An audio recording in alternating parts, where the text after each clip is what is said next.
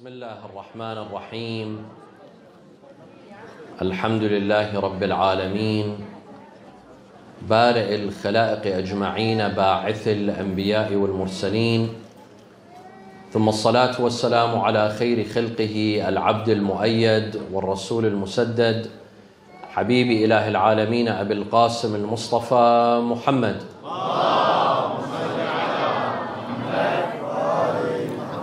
وعلى أهل بيته الطيبين الطاهرين وصحابته المنتجبين. قال الله تعالى في كتابه الكريم: بسم الله الرحمن الرحيم: قل كفى بالله شهيدا بيني وبينكم ومن عنده علم الكتاب. صدق الله العلي العظيم. My dear brothers and sisters, Assalamu alaikum jami'an wa rahmatullahi wa barakatuh. It is my honor and pleasure to be amongst you tonight here in the city of The Hague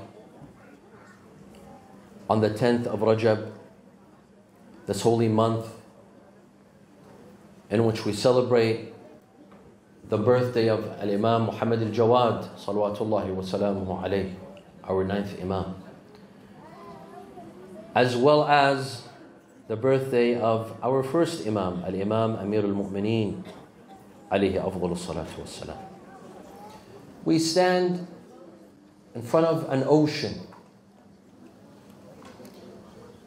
I was asked to talk about the social and spiritual dimensions of the personality of Amir Al-Mu'mineen. I stand in front of an ocean. When you stand in front of an ocean, where do you begin? How do you describe an ocean? Its color, the waves, the enormous amount of water, the spectacular view. Where do you begin? Amir al-Mu'mineen alayhi salam had a very diverse sort of personality. In any field that we discuss, Amir al-Mu'mineen was at the forefront. If we were to discuss his knowledge, he was the most knowledgeable. أنا مدينة العلم وعلي بابها فمن أراد المدينة فليأتها من بابها. Rasulullah is the city of knowledge, and the gate to the city of knowledge is Ali ibn Abi Talib. As for court orders, Amir al-Mu'mineen was the best. Rasulullah would say, أقضاكم علي, أعلمكم علي. As for his bravery and courage, Rasulullah sallallahu alayhi wa alayhi gave Amir al-Mu'mineen a title that no one else from his Sahaba received such an honor. The day of Al-Khandaq, when Amir al-Mu'mineen alayhi salam passed the trench and he fought with Amr ibn Abd Wud al-Amiri in the famous story, Amr was a champion known in Al-Jazira al-Arabiya. He was known for his courage, a warrior, a champion. And Amir al-Mu'mineen was the only one that volunteered to fight him. Rasulullah asked his companions, مَنْ لِعَمْرٍ وَأَنَا أَضْمِنْ لَهُ الْجَنَّةِ. Who will fight Amr and I promise him heaven? No one other than Amir al-Mu'mineen stood. 3 times Rasulullah repeats, مَنْ لِعَمْرٍ وَأَنَا أَضْمِنْ لَهُ الْجَنَّةِ. It was none other than Amir al-Mu'mineen. Ali ibn Abi Talib entered the battle. Rasulullah said a statement. He said, خَرَجَ الْإِيمَانُ كُلُّهُ إِلَى الشِّرْكِ كُلِّهِ. That all of faith has been manifested, and Ali ibn Abi Talib has come to meet all of shirk. The manifestation of faith and the manifestation of shirk have come face to face in the battle of Al-Khandaq. Amr told Ali ibn Abi Talib, he told him, Ya Ali, your cousin, when he sent you to fight me, wasn't he afraid that I would carry you with my spear in the sky? You would not be considered among the dead nor among the living. Amir al-Mu'mineen told him, when my cousin sent me, he knew that I will kill you. And indeed, moments later, Amir al-Mu'mineen was seen sitting on the chest of Amr ibn Abdul. And he finished him. Before finishing him, Amir al-Mu'mineen got up, he walked, and then he came back, sat on the chest of Amr, and he finished him. They asked him, Ya Amir al-Mu'mineen, Ya Ali, why didn't you kill him off the first time? Why did you go for a walk? He said, because he spat in my face.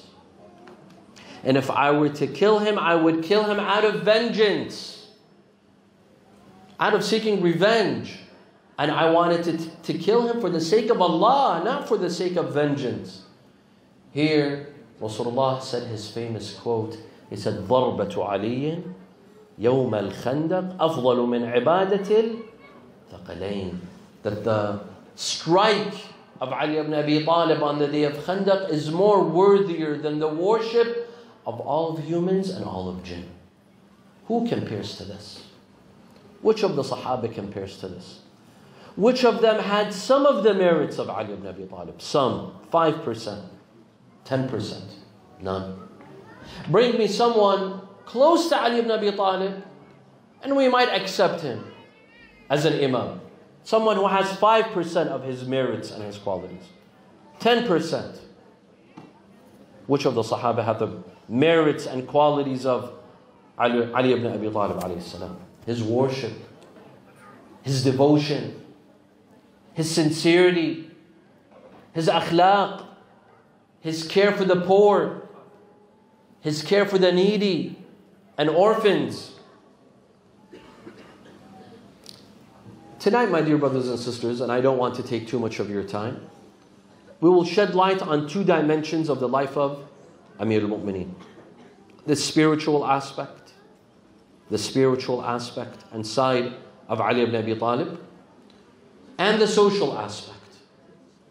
You see, Amir al-Mu'mineen alayhi salam had gathered qualities that were sometimes very far from each other. For example, in the battlefield, you would see Amir al-Mu'mineen as a fierce fighter, very courageous. No one would dare face Ali ibn Abi Talib in the battle. Known to slaughter. And he was known to strike once. وَكَانَتْ كُلُّ ضَرْبَتِهِ وِتْرًا. The poet says. Amir al-Mu'mineen would never have to strike twice, only once. And he never gave his back to the enemy. كَرَّار غَيْرْ فَرَّار. Never gave his back to the enemy. Being this champion and warrior in the battlefield, but at night, Ali ibn Abi Talib would turn to someone else. When he would stand in his mihrab, the way he'd cry, the way he'd weep, the way he'd speak to Allah Azza wa Jal, you would say, this is not the champion in the battlefield. This is someone else. This is a different individual. The same person in the battlefield, this fierce champion. But in the middle of the night, he cries and he weeps from the fear of Allah and out of love for Allah. These qualities were contradictory in Amir al-Mu'mineen alayhi salam. Dharar ibn Dhamara, who was a companion of Amir al-Mu'mineen, after the demise and death of Ali ibn Abi Talib, he came to visit Muawiyah. He was forced to visit Muawiyah. Muawiyah told him, Sifli Aliyah. Describe to me in a couple of words. Describe to me what Ali ibn Abi Talib meant to you. How did you see Ali ibn Abi Talib? Dharar said, I'fini. Forgive me from this task. This is a difficult task. قال لا بد لك من ذلك. You have to describe to me Ali ibn Abi Talib in a couple of sentences. So Dharar, he says, أشهد بالله لقد رأيته في بعض مواقفه وقد أرخى الليل سدوله وقد غارت نجومه. That, Ya Muawiyah, once I saw Ali ibn Abi Talib in the middle of the night. Usually you describe a person during the day, what they do during the day. You usually don't describe them what they do at night. He said, one night I saw Ali ibn Abi Talib in the middle of the night, when everyone is asleep and when the stars were shining. وقد أرخى الليل سدوله وقد غارت نجومه وهو واقف في محرابه قابضا على لحيته يتململ تململ السليم ويبكي بكاء الواله الحزين. He said, I saw him standing in his mihrab, shivering, shaking. يتململ تململ السليم. It means, have you seen someone bit by a snake? What they do? How they'd behave? How they'd shake and shiver and scream out of pain? He said, I saw Ali ibn Abi Talib as if bit by a snake. يتململ تململ السليم ويبكي بكاء الواله الحزين. And I see him crying and weeping in the middle of the night. وهو يقول يا دنيا غري غيري. Oh dunya, go and seduce someone else. You have no effect on Ali ibn Abi Talib. Your seduction, your magical spells don't work on me. Go put your magical spells on someone else. يا دنيا غري غيري أبي تعرفتي أم إلي تشوقتي لا حان حينك قد طلقتك ثلاثا لا رجعة لي فيك. You are trying to seduce Ali ibn Abi Talib?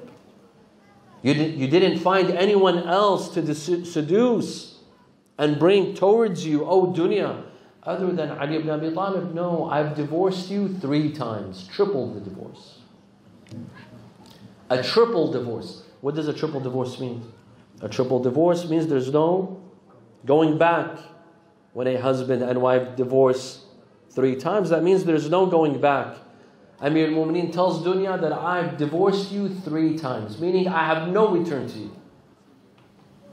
فَعَيْشُكِ قَصِيرٌ وَعُمُرُكِ حَقِيرٌ. Because you are limited. You are temporary. آهن لبعد السفر وقلة الزاد ووحشة الطريق. And then Amir al-Mu'mineen says that, oh my God, it's a long journey, it's a long path, and I don't have much to carry, and it's a lonely journey. Imagine if Amir al-Mu'mineen is saying things like this, what should you and I say? If Amir al-Mu'mineen prepared himself for the akhirah and avoided this dunya to work for the akhirah, then what about us? For us who have been immersed in dunya, from morning till night, we're immersed in dunya. From the moment that we wake up in the morning till the time that we go to sleep, all we talk about is dunya, dunya, my business, my money, my car, my mortgage, my finance. And then what? And then what? Did you see the fires in Los Angeles? I lived in Los Angeles for 15 years. Until now that I'm in Iraq, every summer I go to Los Angeles. I grew up in Los Angeles. I've seen all of these places. And now we watch on the news, on Instagram, we watch the videos of these homes being destroyed. Homes of who? Homes of who? The celebrities, the famous actors and actresses and celebrities. $30 million homes, $40 million homes, $50 million homes. Some are more, some are less. Gone in a second. Gone in a second. That is dunya. That is dunya. You work so hard. These actors, they're willing to do whatever it takes. Whatever it takes to make some money. They're willing to play the most ridiculous roles in movies and show all parts of their bodies for a couple of seconds of fame so that they make money to purchase a mansion in Pacific Palisades. A strong wind comes and destroys these homes. A $40 million home is destroyed. Isn't this a sign from Allah Azza wa Jal? You know, there's neighborhoods in Los Angeles, the poorest neighborhoods. Have you heard of Compton? In Los Angeles, we have a city like Beverly Hills and Pacific Palisades that just burned. And we have neighborhoods like Compton. Compton is very dangerous, and it's a ghetto. Very poor area. And very dangerous, by the way, where the police are afraid of entering. The police, they're afraid of entering into the streets of Compton. Do you know how many homes were burnt in Compton? In the poor neighborhoods? None. Zero. Zero. All of the homes that were burnt were in Pacific Palisades. One of the richest area in Los Angeles. This is dunya. This is dunya. Ya dunya ghurri ghayri. Abita aghrafti am ilayya tashawwaqti. This is a result of dunya. Dunya is temporary, my dear friends. We look at the lives of these celebrities and we take them as role models. They're idols for us.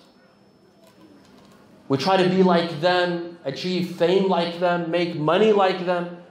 And then what? And then what? A strong wind comes, a strong fire comes and destroys everything, and they're left with nothing. They're left with nothing. You know who has something? A person who works for what? Akhirah. Akhirah. It's what I've built in that house, in that life, not in this life. إذا مات ابن آدم, there's a hadith. إذا مات ابن آدم قال الناس ماذا ترك وقالت الملائكة ماذا قدم. When a person dies, two questions are asked.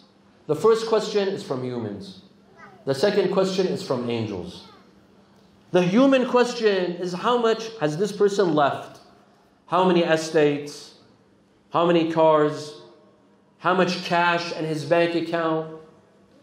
What's his net worth of his business? This is what humans ask. Any person that dies, we ask, how much did he leave for his family? How much did she leave for his family? But for the angels, they ask, ماذا قدم? What has he done for the next life? The next life. Not this life. This life is temporary. We will leave sooner or later. We will leave. Yes, we see it as far. Believe me, it's not far. It's not far. The years pass by.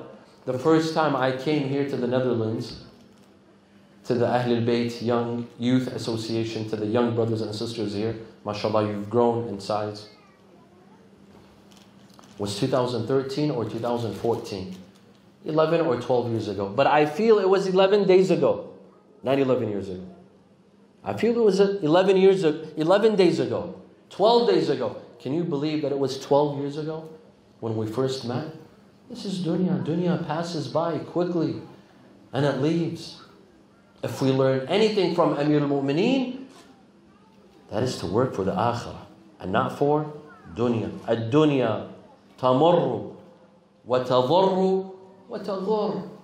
Dunya passes and it deceives and it harms. And it harms. Amir al-Mu'mineen alayhi salam would rarely sleep. Rarely sleep. He was always tired. Always sleepless. So he was told, Ya Amir al-Mu'mineen, sleep a bit. Sleep. Get some rest. For some of us, we're always sleeping. Amir al-Mu'mineen never slept. So he asked, when do you want me to sleep? At night or during the day? In nimtu nahari ضيعت رعيتي. If I sleep during the day, I will lose my people. I am meant to serve the people.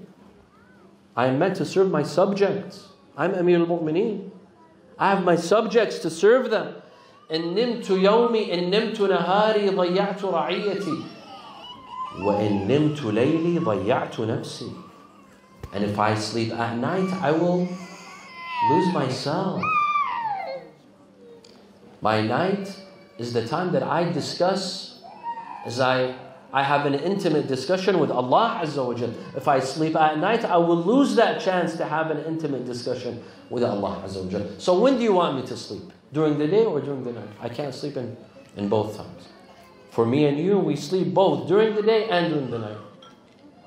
If there were 25 hours during the day, we'd sleep that extra hour during the day. But not a person like Amir al-Mu'mineen.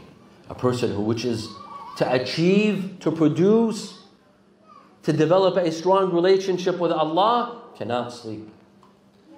You know, when we talk about Imam Zayn Al-Abidin alayhi salam, what's the first thing that comes to your mind when you remember Imam Zayn Al-Abidin? What's the first quality and characteristic that you think of when you hear the word Imam Zayn Al-Abidin? What is it?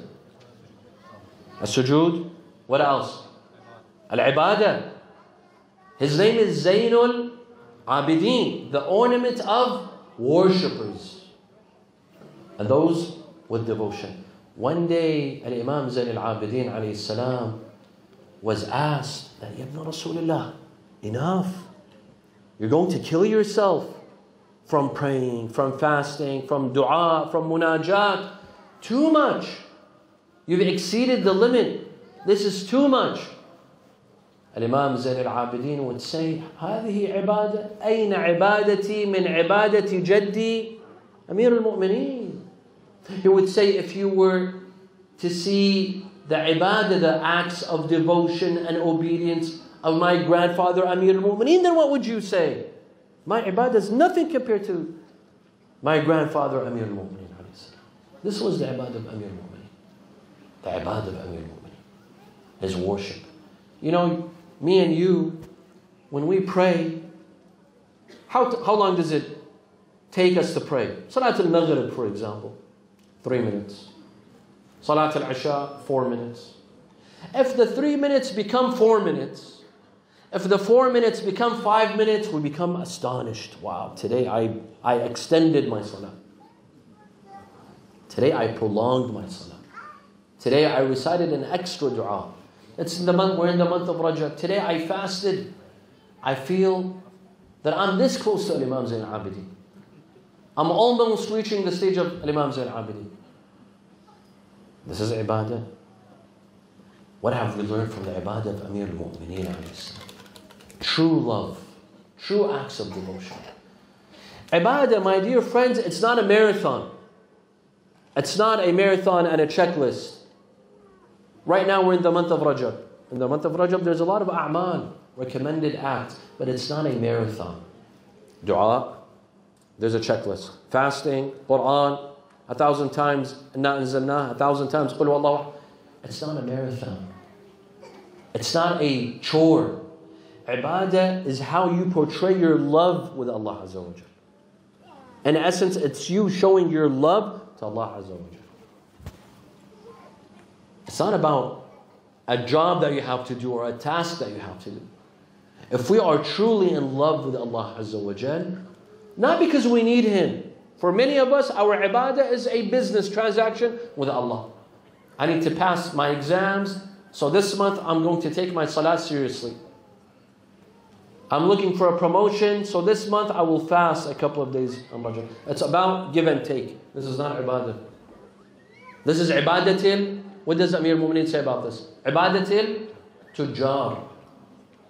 Inna qawman, Amir al-Mu'mineen says, Inna qawman abadullaha طمعا في جنته فتلك عبادة التجار.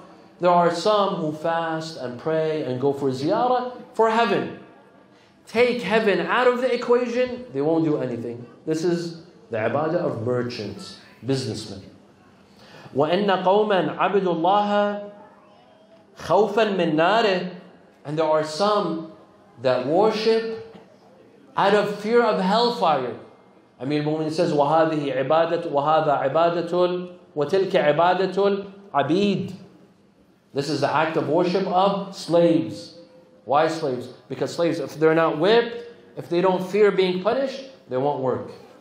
And then he says, وَإِنَّ قَوْمًا عَبَدُوا اللَّهَ شُكْرًا وَتِلْكَ عِبَادَةٌ الْأَحْرَارِ.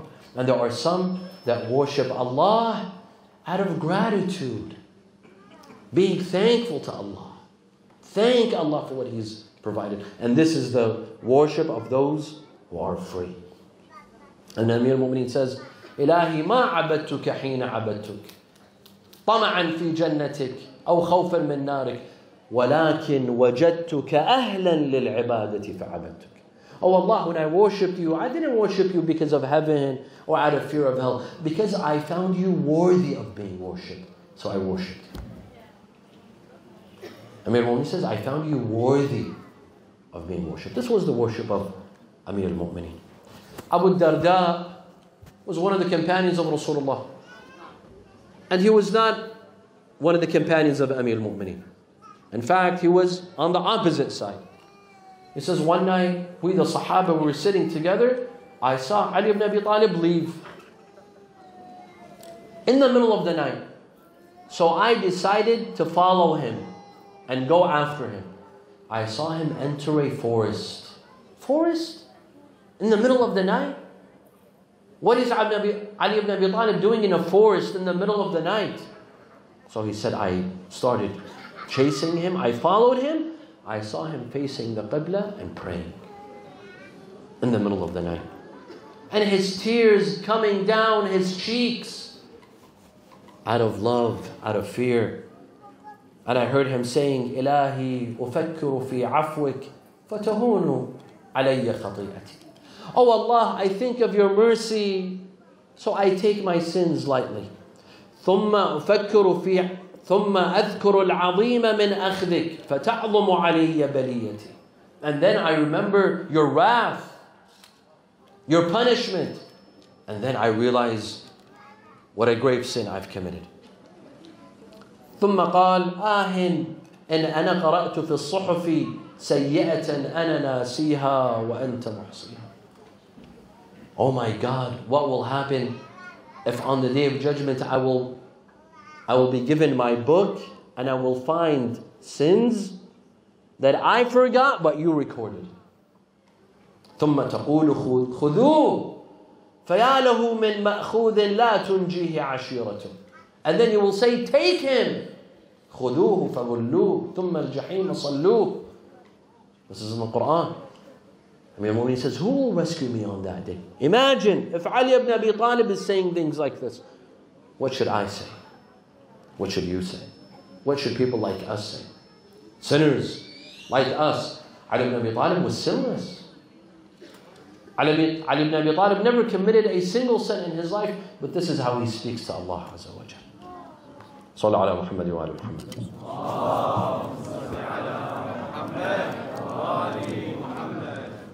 As for his social dimension, very briefly, who was like Amir al-Mu'mineen with social justice? Amir al-Mu'mineen ruled for 5 years, less than 5 years. But those 5 years witnessed the best years in Islamic history. Justice for all. Amir al-Mu'mineen would say, إِنَّ الْقَوِيِّ عِنْدِي ضَعِيفٌ حَتَّى أَأْخُذَ الْحَقَّ مِنْهُ. The strong is outside, but when he comes to me, he's weak. Until I take the right from him. If he's taking people's rights, I will take the rights from him. وَالضَّعِيفُ عِنْدِي قَوِيٌّ حَتَّى أَأْخُذَ الْحَقَّ لَهُ. And anyone who is weak, but with me he's strong, until I give him back his rights. Amir al-Mu'mineen was just. He treated everyone together the same. Amir al-Mu'mineen would give money to everyone from Bayt al-Mal. There was a salary for every single citizen in the Muslim Ummah. Today, everyone speaks of Europe. We wish our countries were like Europe, where they help the poor, where there's a welfare system, where there's a healthcare system. We had all of this. During the days of Amir al-Mu'mineen, there was a welfare system. Everyone received the same amount, 3 dirhams. 3 dinars to all. A woman came, she said, I've received 3. There's another woman, she asked her, how much did you receive? She said, I also received 3. She said, I'm from Quraysh. Where are you from? She said, I'm not from Quraysh. She said, a woman from Quraysh and a woman from non-Quraysh, we both received 3? Amir al-Mu'mineen grabbed a handful of sand and he said, what's the difference between this sand and this sand? كلكم من آدم وآدم من تراب. You're both the daughters of Adam, and Adam is from sand. What difference is it between someone from Quraysh and someone from non-Quraysh. Amir al-Mu'mineen had a special place for orphans, aitam, a special sort of love and affection for orphans. One day, Amir al-Mu'mineen alayhi salam was walking in the streets of Kufa, and he saw a child crying. He saw an orphan crying. He told him, "My son, why are you crying?" He said, "Because the kids, when I play with them, they tell me you don't have a father. We all have a father, but you don't have a father." Amir al-Mu'mineen told him, "Go and tell the kids that Ali ibn Abi Talib is my father. Ali ibn Abi Talib is my father." The child kept on crying. He said, "Why are you crying?" He said, "Because there's a horse, a wooden horse, a toy, that all of the kids are playing with, but they don't allow me to play with the horse." Amir al-Mu'mineen got on his knees and hands, and he told him, "I will become a horse for you. Come and ride my back." The child got on the back of Amir al-Mu'mineen. Amir al-Mu'mineen pretended to be a horse for an orphan. For an orphan. This was Amir al-Mu'mineen alayhi salam. Until the child fell asleep. And another story, two young girls, two orphans were speaking to one another, and one of them swore by Amir al-Mu'mineen. So one of the companions of Amir al-Mu'mineen, he told her, "How do you know Ali ibn Abi Talib? Do you know who this man is?" She said, "Yes, this is Ali ibn Abi Talib." He told her, "Do you know who he is?" She said, "Not only do I know who he is, I've seen him. He's come to my house." He said, "How?" She said, "One day, after the battle of Siffin, our father died in the battle of Siffin. So Ali ibn Abi Talib came to our house, and he asked our mother, كيف أصبحتِ يا أمة الله? How do you feel, O the servant of Allah?" She said, بخير بخير نحن بحماك يا أمير المؤمنين أصبحنا بحماك. He told her, "How do you feel? كيف أصبحتِ يا أم الأيتام? How do you feel, O the mother of orphans?" She said, أصبحنا بحماك يا أمير المؤمنين. We are under your guidance. We're under your care. Yes, I've lost my husband and I've become a widow and I have orphans, but you are taking care of us. We are good. We are in good hands. We are under your protection." She says, "Then my mother brought me to Amir al-Mu'mineen, and she told him that my daughter has lost her eyesight. She's an orphan and she's lost her eyesight." She says, when Amir al-Mu'mineen saw me, he began to cry and began to weep. And he recited these verses of poetry. مَا إِن تَأَوَّهْتُ مِنْ شَيْءٍ رَزُقْتُ بِهِ كَمَا تَأَوَّهْتُ لِلْأَيْتَامِ فِي الصِّغَرِ قَدْ مَاتَ وَالِدُهُمْ مَنْ كَانَ يَكْفُلُهُمْ فِي النَّائِبَاتِ وَفِي الْأَسْفَارِ وَالْحَضَرِ. Amir al-Mu'mineen says that I don't cry for anything the way I cry for orphans. Because they have lost their father, the father who would take care of them.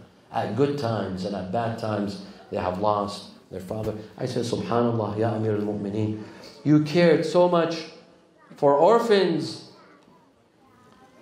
but only a few years after you, your children became orphans in Karbala, and they were paraded in Kufa. Your own grandchildren became orphans. And then Amir al-Mu'mineen, he put his hands on my eyes and I received my eyesight. This young girl. The young girl says. The young orphan says. This was Amir al-Mu'mineen alayhi salam. Amir al-Mu'mineen had justice, had equality. He cared for the poor, he cared for the needy, he cared for the orphans. And Amir al-Mu'mineen, part of the social dimension of his character was that Amir al-Mu'mineen believed that the means don't justify the ends. There are many people who believe the means justify the ends. Say whatever you want, do whatever you want, as long as there's a greater goal. But not for Amir al-Mu'mineen. For Amir al-Mu'mineen, the means never justify the ends. Amir al-Mu'mineen was a man of principle. Let me give you this example. After the death of Umar ibn al-Khattab, they came to Amir al-Mu'mineen, Abdul Rahman ibn Auf. He told Ali ibn Abi Talib, extend your hand, let me give you allegiance. أبايعك على سيرة رسول على أن تحكم على سيرة رسول الله وسيرة الشيخين. I give you allegiance so that you rule according to the sunnah of Rasulullah and the sunnah of whom? Abu Bakr and Umar, the shaykhain. Amir al-Mu'mineen said no. He said no. He could have simply said, yes, I accept. I accept your bay'ah. I accept your allegiance. And then he could have switched. He could have put it aside. And he would have followed his own seerah and his own sunnah. But for no, Amir al-Mu'mineen, the means do not justify the ends. Amir al-Mu'mineen is a man of principle. A man of principle. If there's anything we learn from him, is that the means don't justify the ends. He heard that his governor in Basra, Uthman ibn Hunayf, was invited for dinner at a house where only the rich were invited and not the poor. He wrote him a letter, a very harsh letter to Uthman ibn Hunayf, that I heard you were invited to dinner at a house where only the rich are invited and not the poor. And I never expected you to attend. Somewhere where the poor are not welcome, only the rich. And he lectures and scolds Uthman ibn Hunayf. And then he reaches this point where he says, ألا وإن لكل مأموم إماما يقتدي به ويستضيء بنور هديه بنور علمه ألا وإن إمامكم قد اكتفى من دنياه بضمريه ومن طعمه بقرصيه. Learn from your Imam. Learn from your Imam. Your Imam has only two clothing. 2 pieces of clothing. 2 pieces of clothing. One of the Sahaba, he was a child. He says, I went to Salat al-Jum'ah in Masjid al-Kufa with my father. And I saw Ali ibn Abi Talib reciting the khutbah, and he's going like this with his shirt. He's moving his shirt. He's moving his shirt. So he says, I asked my father, why is Ali ibn Abi Talib doing this? He said, you know why, my son? Because Ali ibn Abi Talib only owns 1 shirt. Before Salat al-Jum'ah, he washed it. He did not have time for it to dry, so he's letting it dry. Because all he owns is 1 shirt. Why? Because Amir al-Mu'mineen was poor.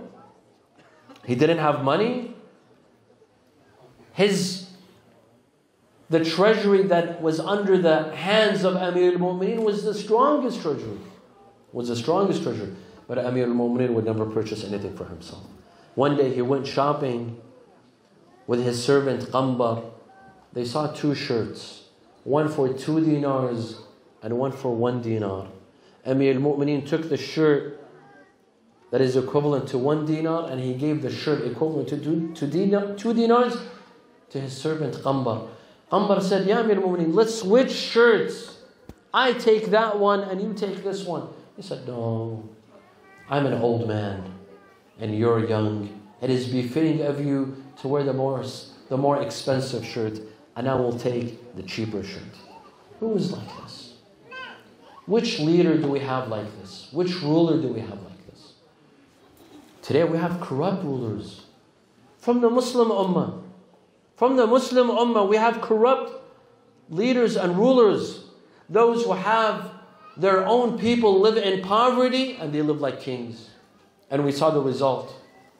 We saw the result of dictators who live like emperors and kings and let their people live like slaves in poverty. We saw the result. The result is that their country collapses in a month. And their army collapses in 10 days, and they're forced to flee to Russia. This is the result of corruption. This is the result of corruption. This is what we learn from Amir al-Mu'mineen salawatullahi wa salamuhu alayh. His social damage, his spiritual damage. Where do we begin and where do we end? I don't wish to take more of your time, my dear brothers and sisters. There's a whole schedule ahead of us. I ask Allah subhanahu wa ta'ala to grant us the shafa'ah of Amir al-Mu'mineen in Akhirah and his ziyarah in dunya. I ask Allah subhanahu wa ta'ala to allow us to understand who Amir al-Mu'mineen genuinely was. Some of his companions did not know who he is. Amir al-Mu'mineen lived with them and died amongst them, and they were ignorant of who Ali ibn Abi Talib was. I ask Allah to grant us his ma'rifah and the ability to walk on his path and on his footsteps. We have been asked to recite dua for some of the sick among the mu'mineen. Raise your hands in dua. It's the month of Rajab. We ask Allah subhanahu wa ta'ala to answer our du'as. Bismillah ar-Rahman ar-Rahim. أمن يجيب المضطر إذا دعاه ويكشف السوء أمن يجيب المضطر إذا دعاه ويكشف السوء أمن يجيب المضطر إذا دعاه ويكشف السوء أمن يجيب المضطر إذا دعاه ويكشف السوء أمن يجيب المضطر إذا دعاه ويكشف السوء اللهم اشفي كل مريض اللهم داوي كل جريح اللهم اكسو كل عريان اللهم اشبع كل جائع اللهم اقضي دين كل مدين اللهم سد فقرنا بغناك وغير سوء حالنا بحسن حالك واقض عنا الدين وأغننا من الفقر ولأرواح المؤمنين والمؤمنات والعلماء والشهداء نقرأ سورة الفاتحة مع الصلوات